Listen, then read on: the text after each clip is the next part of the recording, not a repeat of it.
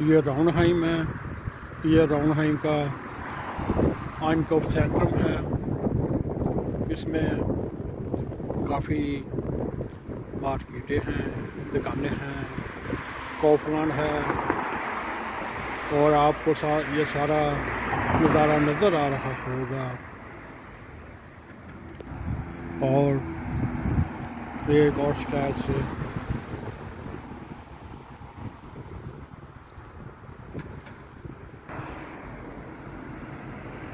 राउनहाइम